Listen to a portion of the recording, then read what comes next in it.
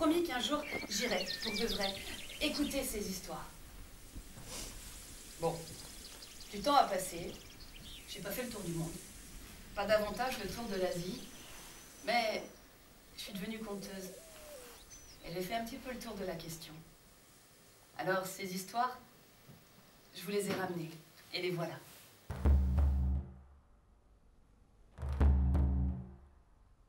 Bonjour Eric. Bonjour Swan. Il sourit humblement. Là. Elle est juste là. Tu l'as trouvée aussi. La porte du paradis. Je suis Swan Blacher. Je raconte des histoires, je suis conteuse. Je suis Eric Navet, musicien, percussionniste.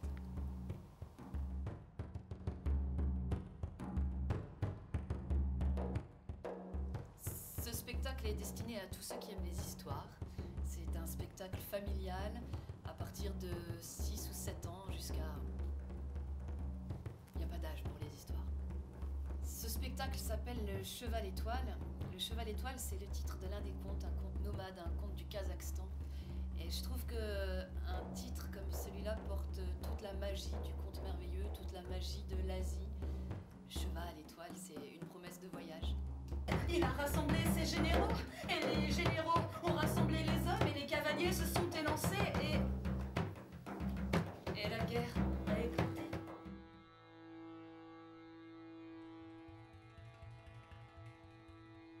Bon, la musique se met au service du conte, donc elle soutient la conteuse. Le vibraphone qui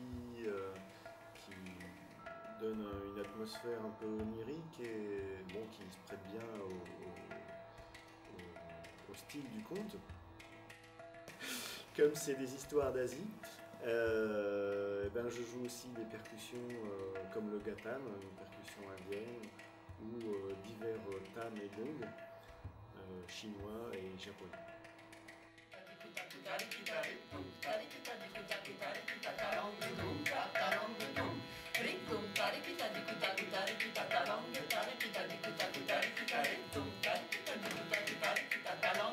Diri, Tarikita, Dum, tarikita, Nam, tarikita, Tarikita tam, ta, ri, ki, ta, tam, Tarikita tam.